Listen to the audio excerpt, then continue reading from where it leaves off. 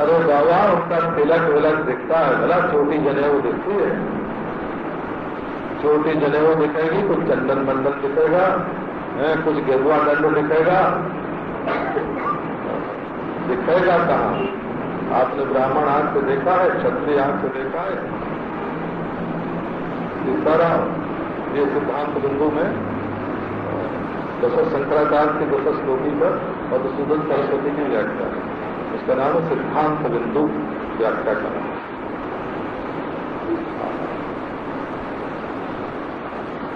अभी तो ईश्वर कृपा से शंकराचार्य और उनके संप्रदाय के अनुयायियों के जितने प्राचीन शास्त्रीय ग्रंथ हैं और उनके प्रकाशन का संकल्प किया है हमारे महात्माओं ने, उसमें ये छप गया, सिद्धांत में कुछ छप गया, उपदेश शास्त्र छप गया, सिद्धांत में कुछ छप गया। ब्राह्मण कहाँ है? प्रत्यक्ष है ब्राह्मण, क्षत्रिय वैश्य। अच्छा, ब्रह्मचारी प्रत्यक्ष है? अरे भाई वो पीला कपड़ा पहनता है, हाथ में दंडवंड रखता है, ब्रह्मचारी है। तो कपड़ा प्रत्यक्ष है कि लकड़ी प्रत्यक्ष है कि जोगी प्रत्यक्ष है? इसमें ब्रह्मचारी प्रत्यक्ष कहाँ है?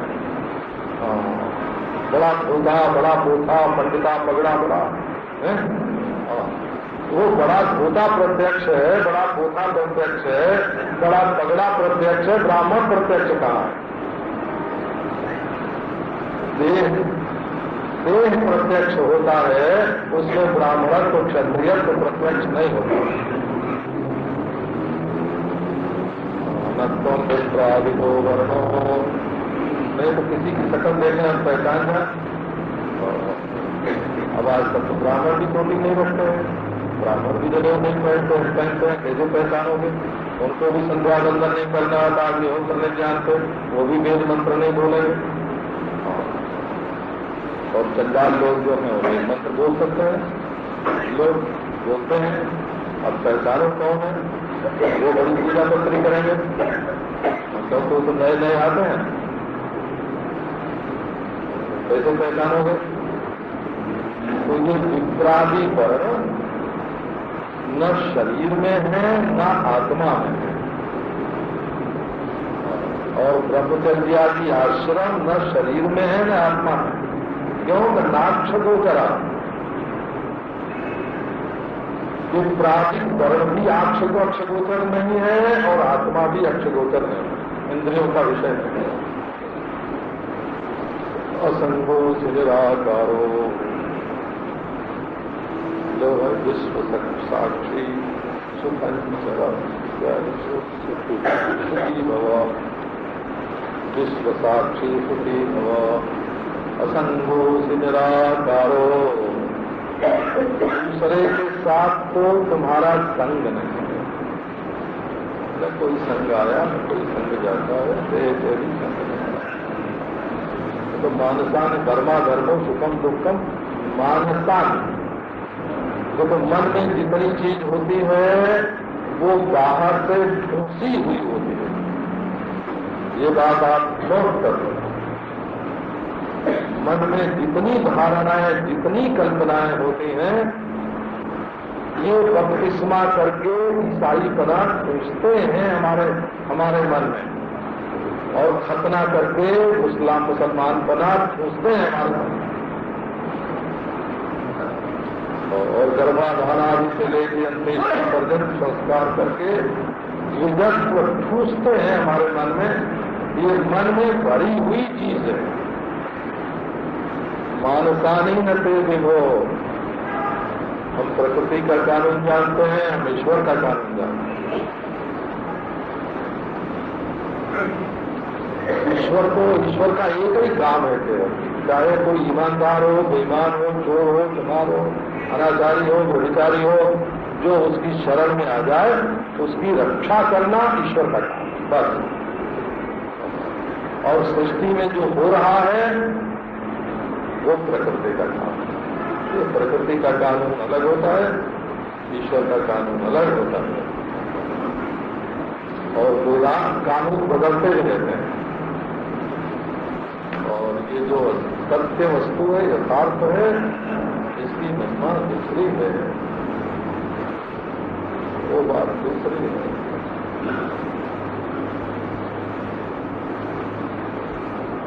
असंतोष निराकारो, न तुम्हारी किसी के साथ आसक्ति है और न तो तुममें कोई आकार है। बाहर का संबंध काटने के लिए असंगता और शरीर में आसक्ति काटने के लिए निराकार, और तुम देहोपाधिक परिच्छिन्न नहीं हो, विश्वसाक्षी सुखी हो। अभी रिश्ता मानोगे, अपना मानोगे, अपना मानोगे,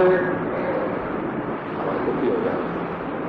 जिसके 100 रिश्तेदार हैं उसके घर में रोज ज्ञानवादी रहती है, रोज बातक कुर्सी रहती है, उसको ईश्वर के बारे में, जो बाहर की समस्याओं को सुलझाने में लग गया वो अपने आत्मज्ञान को नहीं प्राप्त कर सकता हो। तुम पैसे की समस्या सुलझाओगे, रिश्तेदारों की समस्या सुलझाओगे, सरपंच बनोगे कि अपने आप को सुलझाओगे? किसी में शांति चाहिए, उसमें वैराग्य चाहिए, विवेक चाहिए, शांति चाहिए। समता उपरती दीक्षा श्रद्धा समाधान। पटाखा बड़ा खाने के लिए खतौली जाने का, अरे महाराज एक दिन वो ज्वार का क्या बनता है खाने का, क्या नाम उसका? हाँ हाँ, तो अहमदाबाद से सूरत आते हैं खाने के लिए। जो बुद्धि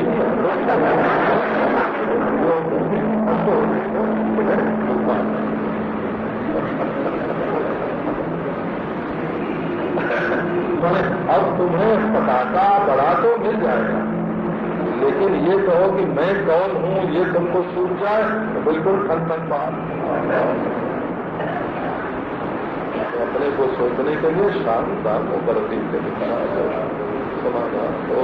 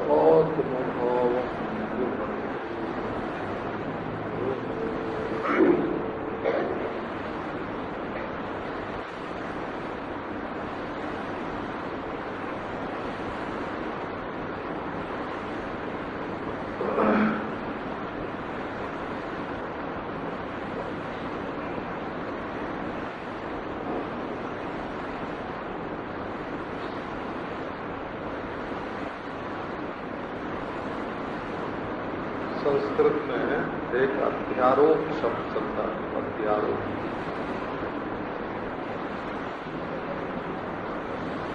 एक के ऊपर दूसरे को आरोपित कर लेना।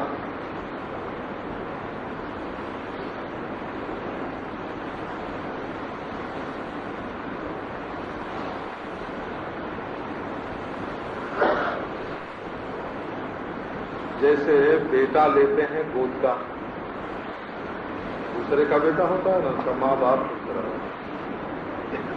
और इसको गोद ले लेते हैं। तो ये मेरा बेटा है और मैं इसका बाप हूँ, आत्मा हूँ।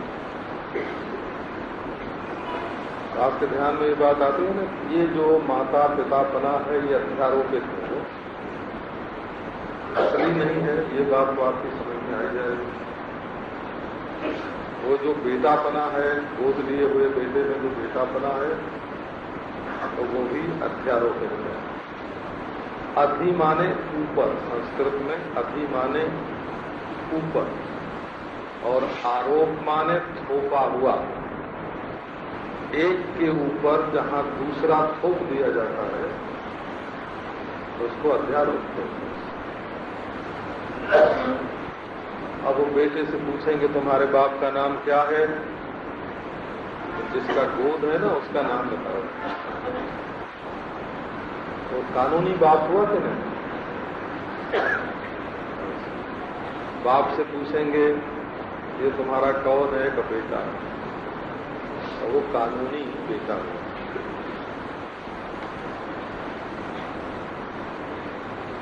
अब इसमें असली संबंध नहीं है।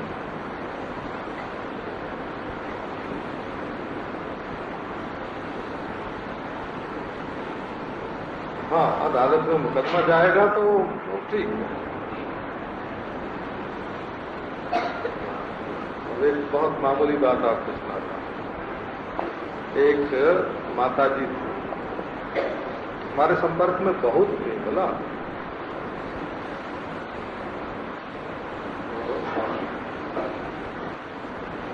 उनके कई बेटे, तो वो अपने बेटे को और बेटी को और बेटा बेटी के बच्चों को तो अपना खून मानती थी वो, कि अपने खून। और जो बहुएं घर में आई थी ना, उनको अपना खून नहीं मानती थी।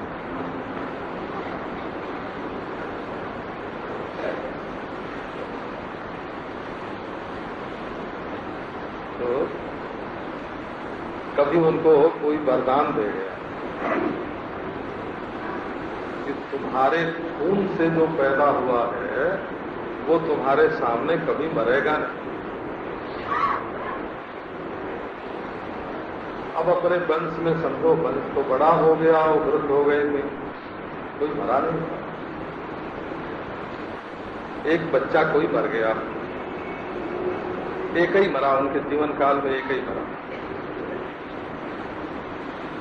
तो वो कहती थी कि ये जो बच्चा था ये हमारे खून का नहीं था, ये बहू कहीं और से ले आई होगी।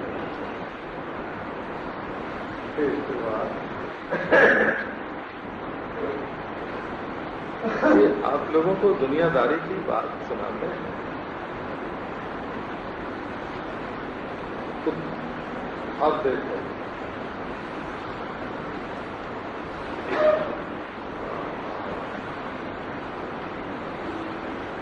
कौन किसका संबंधी है।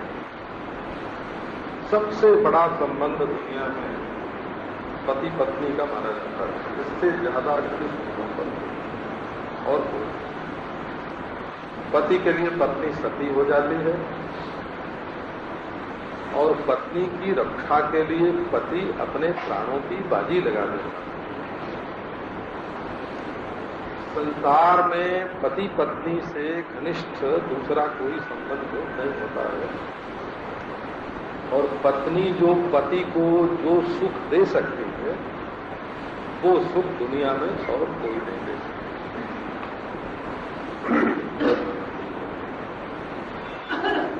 लेकिन आप जानते हैं ये संबंध बनाया जाता है। विदेश में रजिस्ट्री करा के बनाया जाता है और यहाँ अग्नि में होम करके संस्कार से बनाया जाता है। ये पति अध्यारोपित है, ये पत्नी अध्यारोपित है। संस्कार के द्वारा अध्यारोपित है। हम वेदांत समझाने के लिए बात कहते हैं, घर गृहस्थी की बात आपको नहीं सुना रहे। कितना घनिष्ठ संबंध मन बनाता है।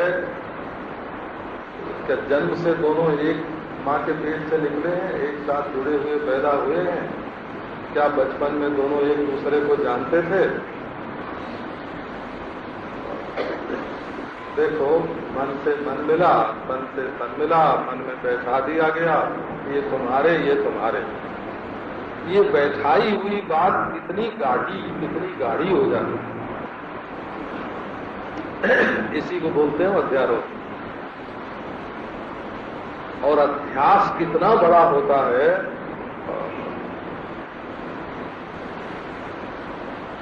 कितना बड़ा अध्यास इसमें होता है कि अब तक दुनिया में कितने कत्ल, कितने खून खराबे हैं, कितना सतीपना, सब इसी में से निकला है।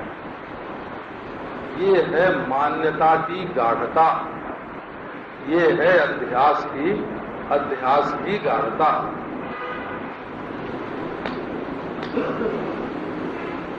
अभी थोड़े दिन हुआ, अस्पताल में एक बच्चा पैदा हुआ। थोड़े दिन में, हम समझते हैं महीने भर के भीतर की ही बात है।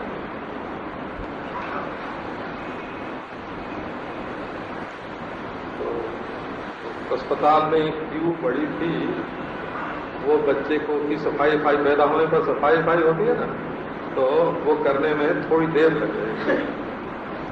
एक स्त्री आई, बोली मैं अस्पताल में ही रहती हूँ और मैं अभी करके सफाई जल्दी से जल्दी साफ करके ला देती। हमारा बच्चे को ले गई, फिर लौट के आई नहीं, ले गई बच्चे खोज हो रही। अब मान लो वो बच्चा उसके घर में बड़ा होगा, तो वो वैश्य माता से पैदा हुआ है। जब ब्राह्मण के घर में जाएगा तो अपने को ब्राह्मण मानेगा। उसके यज्ञोपवीतादि संस्कार होंगे, संध्या वंदन करें, ये जो कुछ करे, पर अपना माँ बाप किसको मानेगा?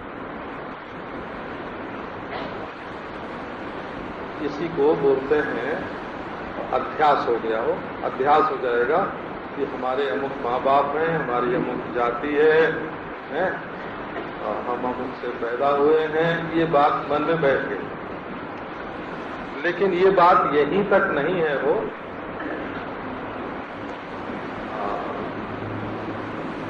किसी बच्चे से पूछो कि तुम माँ के बेटे हो, ये बात नहीं। तो होशियार होगा तो कहेगा दोनों के। हाँ, मैं कभी कभी बच्चों से पूछता हूँ कि तुमसे कौन ज्यादा प्रेम करता है, तुम्हारी माँ कि तुम्हारे पिताजी? तो जब माँ अकेली होती है तब तो कहते हैं माँ, और बाप अकेला होता है तो कहते हैं बाप, और दोनों होते हैं तो बोलते हैं दोनों। ऐसे होशियार होते हैं महाराज, ये हैं, पेट में से अकल लेके आते हैं।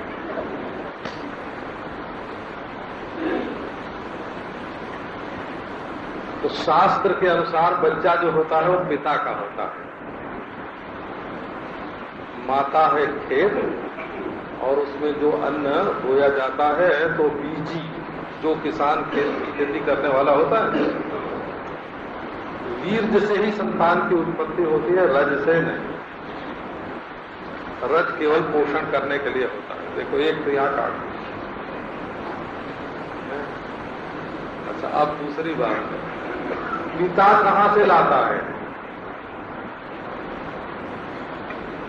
तो वो जो खाता है, पीता है, शरीर में रक्त बनता है, रक्त से वीर्य बनता है, और समझो एक आदमी के शरीर में 1 लाख बच्चा पैदा करने से ज्यादा वीर्य होता है वो एक आदमी के शरीर में।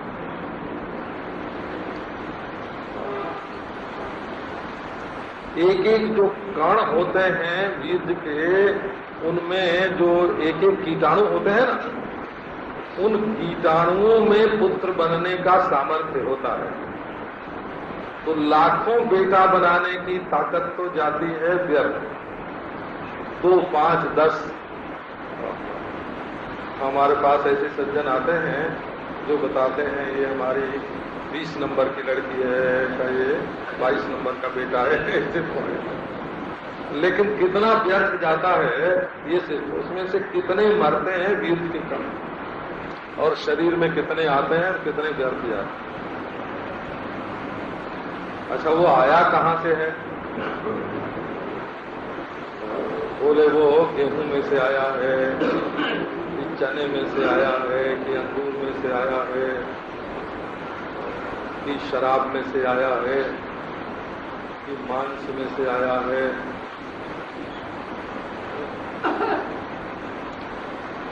तो फिर मांस में भी कहां से आया? वो भी एक बात होती है। मांस में भी कहां से आया? शराब में से कहां से आया? ये महाराज इसी से हमारे वेदांती लोग कहते हैं कि ये सारी सृष्टि जो है वो अध्यास से चल रही है। अध्यास, ये वेदांत का शब्द है वो अध्यास। अध्यास माने यदि मोटा मोटी बोले ना अध्यास का, तो उसका अर्थ होता है भ्रम। अध्यास का मोटा मोटी अर्थ है भ्रम। अतस्मिस् तद बुद्धि ही अध्यासा। जो जो चीज नहीं है उसको वो चीज मान बैठना। देखो भाई, ये गृहस्थों की दृष्टि से हम नहीं बोल रहे हैं, भला हम वेदांत का सत्य का निरूपण करने के लिए बोल रहे हैं। एक बार यथार्थ की ओर देखो, नंगा करके देखो इस दुनिया को। कपड़े के नीचे क्या है?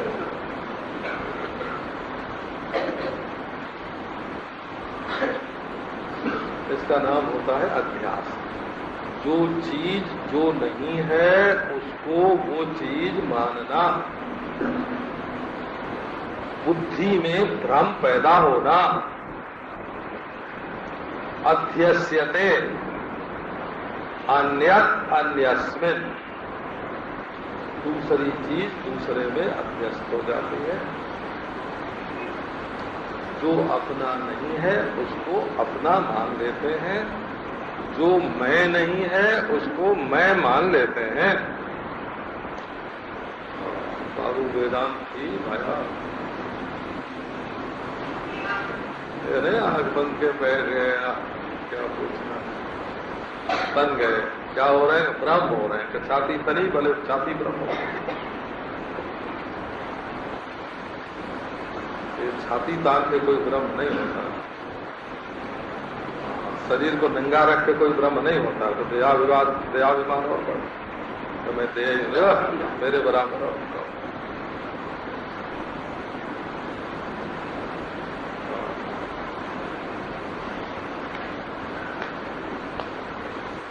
अरे हीरा मेरा है, मोती मेरा है, ये भी अध्यास है। हो, ये भ्रम है। ये नोट का बंडल मेरा है का ये भ्रम है। घर का मेरा है। तुम जब जन्मे नहीं थे तो इसमें कौन रहता था? तो दूसरा किराएदार था, तो दूसरा मालिक था। नहीं तो हमारे बाप दादा रहते थे, उसके पहले का उनके बाप दादा रहते थे। अब तुम नहीं रहोगे तो कौन रहेगा? तो बेटा पोता नाती रहेगा। तो घर है तेरा कि सराय है? 1000 आते हैं 1000 जाते हैं। बड़ा घर वाला बना, कंकड़ चुन चुन महल बनाया, लोग कहें घर मेरा। ना घर मेरा ना घर तेरा, चिड़िया रैन बसेरा।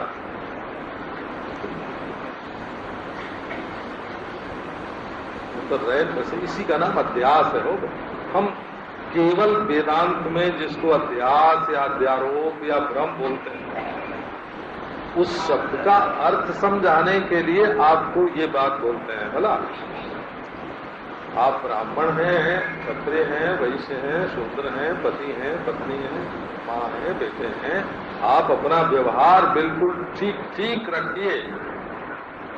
लेकिन यदि इस सत्य को समझेंगे तो आपके दिमाग पर बोझ नहीं रहेगा, बिल्कुल निर्भर हो जाएंगे, निर्भर, निर्द्वंद, निर्भर।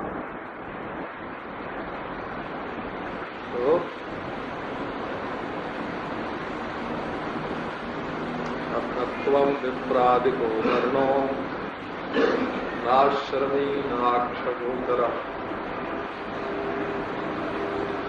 हम सन्यासी हैं, तब हमको ये करना है, ये ऐसे रहना, ऐसे रहना, ऐसे रहना। तो बाबा जी सन्यासी आप कब से हुए?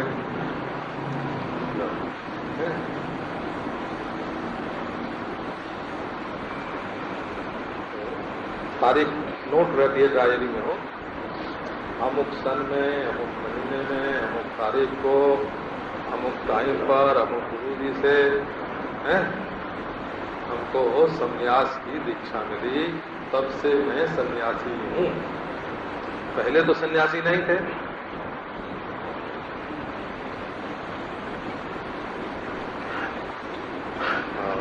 सन्यासी बने का अभिमान एक दिन धारण किया था। कहाँ से आया था?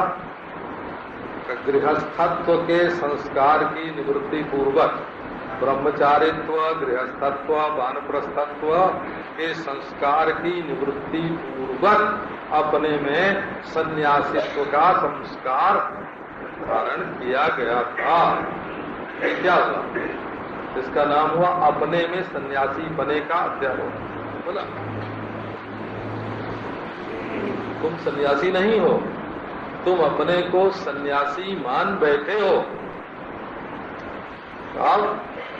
आप गृहस्थ का तिरस्कार करे सारे गृहस्थी ऐसे बोलते हैं। विरक्त लोग ऐसे बोलते हैं। विरक्त लोग जो होते हैं ना, विरक्त नहीं, विरक्त, विरक्त लोग गृहस्थ को गृहस्थ नहीं, गिरफ्ती बोलते हैं, गिरफ्ती।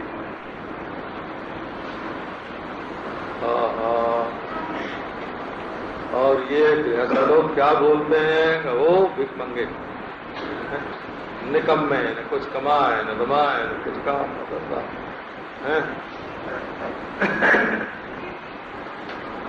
हम आपको वेदांत की बहुत गूढ़ बात सुना रहे हैं, आप इसको हंसी खेल मत समझना। बोला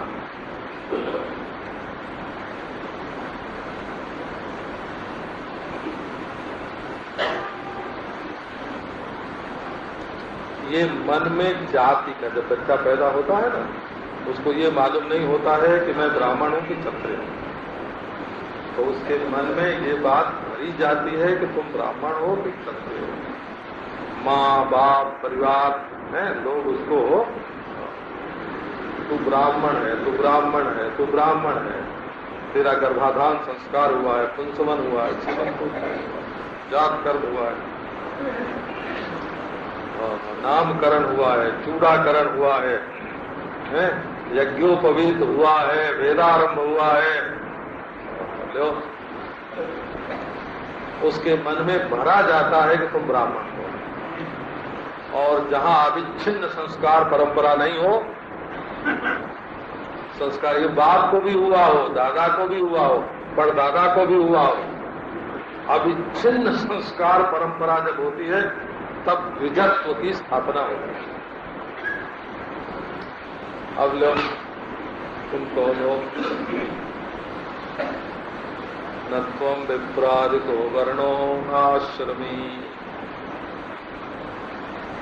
ये तो जैसे सन्यासी बना, जैसे संस्कार से आया,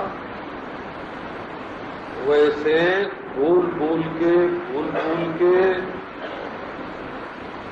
वर्ण संस्कार डाले गए। वर्णनात् वर्णा, वर्ण माने जो वर्णन से आवे हो, जो वर्णन से आवे उसका नाम वर्ण। कर्मणा आश्रम, ब्रह्मचर्य के पालन से, गृहस्थाश्रम के पालन, आश्रम, कर्मणा आश्रम, श्रमात, श्रमात आश्रमा, वर्णनात् वर्णा। ये भोजराज ने, और ये व्युत्पत्ति जो है ये राजा भोज के श्रृंगार प्रकाश में दी हुई है। पुरानी है, 2000। अच्छा, वर्णनात् न त्वम विप्राजितो वर्णो। बात ये कही गई कि तुम अपने आत्मा में विश्राम करो। चिति विश्रम में तिष्ठते, देह को कर दो अलग और तुम अपने स्वरूप में कल्पना कर लो, अर्थ कर लो कि मैं अद्वितीय ब्रह्म हूं, मेरे सिवाय सब मिथ्या और अधुनैव। इसी समय सुखी शांत बंध मुक्त अभी हो, कोई बंधन नहीं है तुम्हारे लिए। न हीरा मोती का बंधन है, न मकान का बंधन है, न स्त्री पुत्र का बंधन है, और न धर्म कर्म का बंधन है। अभी अभी अकर्ता अभोक्ता अद्वितीय अधिष्ठान स्वरूप ब्रह्म तुम। बोले महाराज कर्म छोड़ देंगे तो कैसे बनेगा? बोले कर्म किसका? ब्राह्मण का, क्षत्रिय का, वैश्य का, शूद्र का, ब्रह्मचारी का, वानप्रस्थ का, गृहस्थ का, सन्यासी का, किसका कर्म? बोले महाराज देह जो है उसी का कर्म। तो देह को तो अलग कर दिया भाई। तो ये तो प्रत्यक्ष मालूम पड़ता है कि मैं ब्राह्मण हूं, तो प्रत्यक्ष नहीं है, नाक्ष गोचर। ब्राह्मणत्व का कहीं प्रत्यक्ष हुआ है किसी को? शब्द स्पर्श रूप रस गंध का प्रत्यक्ष होता है, ब्राह्मणत्व का प्रत्यक्ष नहीं होता है। हे भगवान, चोटी का नाम ब्राह्मण नहीं है, जनेऊ का नाम ब्राह्मण नहीं है। कहो कि नाक कान मुंह का नाम ब्राह्मण है, तो नाक कान मुंह तो शूद्र के भी होते हैं, मुसलमान के भी होते हैं, ईसाई के भी होते हैं। नाक्ष गोचरः, तुम आंखों से दिखने वाले नहीं हो। आंखों से माने इंद्रियों से। अश्नुवन्ति व्याप्नुवन्ति विषयेषु इति अक्षाः, जो विषय से जाकर एक हो जाती हैं उनका नाम होता है अक्ष। आंख रूप से एक, शब्द से एक। अश्नुवन्ति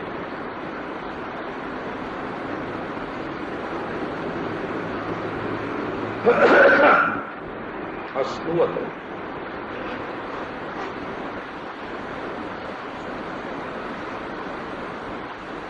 शब्द। फिर हम क्या हैं भाई? तो बोले भाई देखो इतने तो अब तक सिनेमा देखे हैं, किसके पर्दे पर तुम चिपके? बोलो तो असंगों से। इतने सड़क पर चलते हुए इतने आदमी देखे, किसके साथ चिपके? इतनी आवाजें सुनी, इतनी संगीत सुने, तुम्हारा कान किसके साथ है? असंगों से। किसी के साथ नहीं। ज्ञान का स्वभाव यही है, वो नहीं आत्मज्ञान ब्रह्म ज्ञान को रखो हिमालय में। ज्ञान मात्र का स्वभाव है कि वो ज्ञेय के परिवर्तन से परिवर्तित नहीं होता।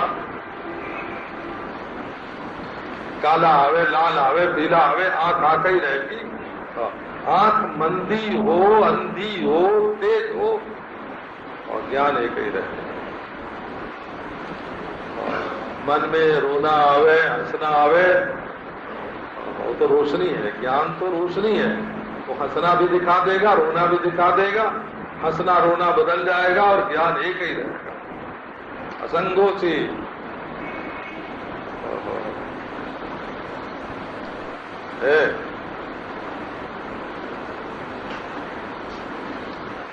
तुम्हारे शरीर के 1000 मिले, चले गए।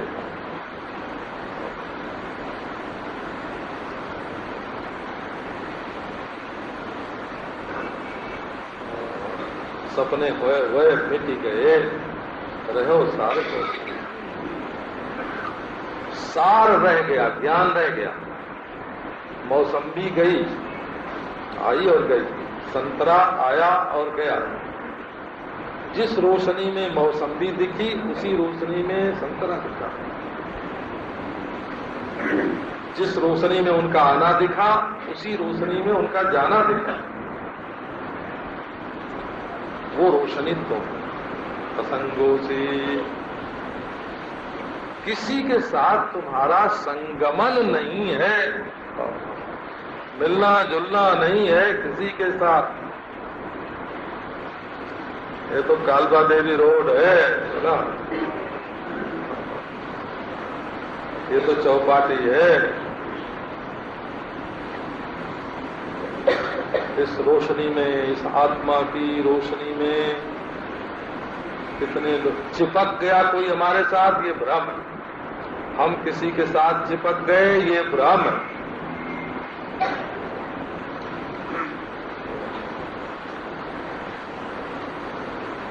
हम इनके बिना नहीं रह सकते, ये भ्रम है। भगवान न करे ऐसा हो, है ना, भगवान न करे ऐसा हो।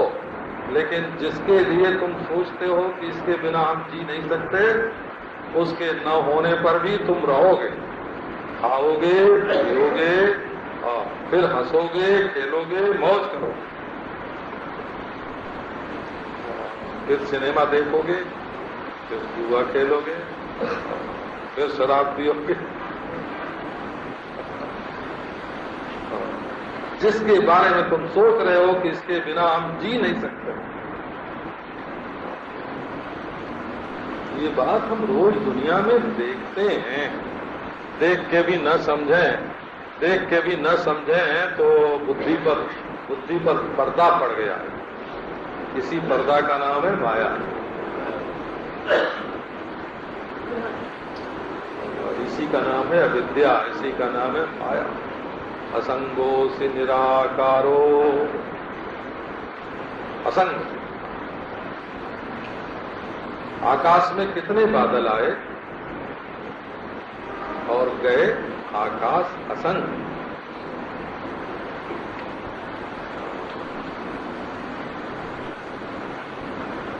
धरती कितनी बदली, असंग। पानी कितना बदला, असंग। गर्मी सर्दी कितनी बदली, असंग। असंगो से निराकारो। असल में तुम्हारी कोई शकल सूरत नहीं है, अपने साथ उपाधि जोड़ के तुम शकल वाले बने हो।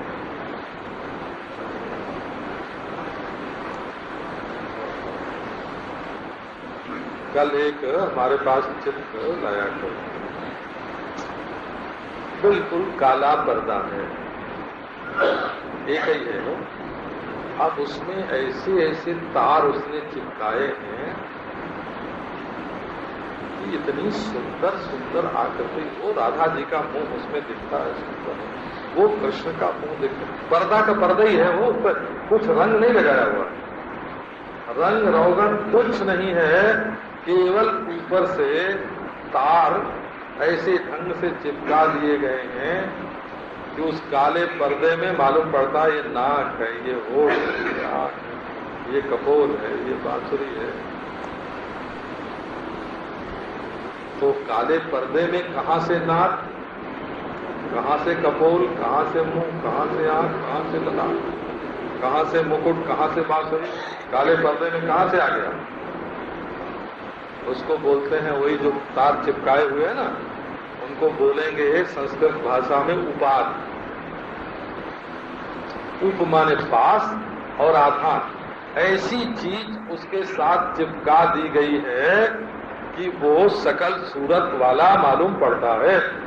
उसमें न हाथ है, काले पर्दे में क्या है, न हाथ है, न पांव है, न कमर, न पीताम्बर है, न मुकुट है, न बांसुरी है।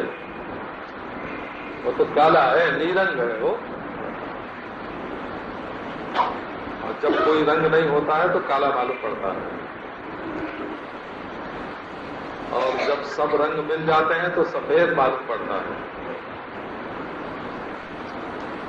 कोई रंग नहीं है उसमें, सारा रंग उपाधि। और जैसे शीशे के पास पीछे लाल पर्दा कर दो, शीशा लाल मालूम पड़ने लगेगा। ऐसे महाराज हमने अपने साथ ये हड्डी, मांस, चाम, विष्ठा, मूत्र, लार, कीचड़, खून कि एक उपाधि सता ली है कि मैं शरीर हूं। इस उपाधि के कारण हमको पूरब पश्चिम उत्तर दक्षिण मालूम पड़ता है? नहीं है। बिना देह के पूरब पश्चिम उत्तर दक्षिण ऊपर नीचे बाहर भीतर कुछ नहीं। बिना देह के पहले पीछे कुछ नहीं। ये देह की उपाधि चिपकाई और ये सारी दुनिया मालूम पड़ने लगी। मुंजत तोया जा से राजा भोज को जल्लादों के हाथ में सौंप दिया। जब बच्चे थे, जब 15 बरस के थे, उनके चाचा ने, मुंज ने जल्लादों के हाथ में सौंप दिया कि बेटे को मार ला, भतीजे को मार के ले आ। भाई भाई में बहुत पड़ती है, पर चाचा भतीजे में कम पड़ती है। तो जब जल्लाद ले गए तो उसने कहा हम एक चिट्ठी लिख के दें। तो भोज ने चिट्ठी लिख दी। मानधाता से बनी कते, राजा मानधाता हुए, रावण हुआ, हिरण्यकशिपु हुआ, रघु हुए। कोई अपने साथ धरती को लेकर नहीं गए। चाचा जी, अब ये धरती तुम्हारे साथ जाएगी। मुंजत त्वया जात से। अरे जल्लाद ने पढ़ा, अरे ये 15 बरस का लड़का इतना बुद्धिमान, बोले हम तुमको नहीं मारेंगे बेटा। हाँ, दूसरे का खून ले जाके दिखा दिया उनको और उसको पाल लिया। फिर बाद में भोज जो है जिंदा हुए, राजा जिंदा रहे। मुंजत तोया जा से, ये धरती तुम लेके जाओगे। ये बड़े बड़े मुसलमान बादशाहों के साथ नहीं गई, हिंदू राजाओं के साथ। अब किसके साथ जाने वाले?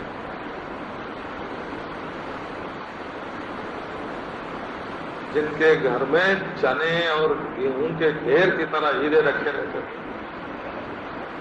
तहखाने, और उनमें हीरे मोती कैसे रखे जाते थे? चने के ढेर की तरह। उनको होटल चला के रोटी खानी पड़ती है। हम अपने सामने की तो बात को धरती तुम्हारे साथ जाएगी। असल में न तुम्हारा कोई है, आसक्ति कहीं करने लायक नहीं है।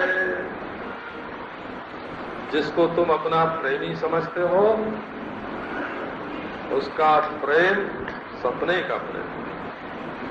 जिससे तुम प्रेम करते हो, है ना, वो तुम्हारा प्रेम मनोराज्य का प्रेम है, सपने का प्रेम। कुछ दम नहीं। न किसी से तुम्हारी आसक्ति थी, न है, न हो। आसक्ति भ्रम है वो। ये जो ख्याल है कि ये आदमी हमसे प्रेम करता है, वो भी भ्रम है। और ये जो ख्याल है कि हम इससे प्रेम करते हैं, वो भी भ्रम है। कितनी बार हमको ऐसा भ्रम हुआ कि हमारा इससे प्रेम है, और बाद में उड़ गया, ऐसा उड़ गया याद नहीं आती।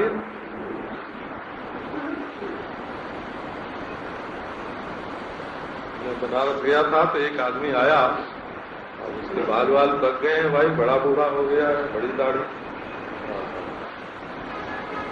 उसने बताया कि मैं आपका मित्र हूं।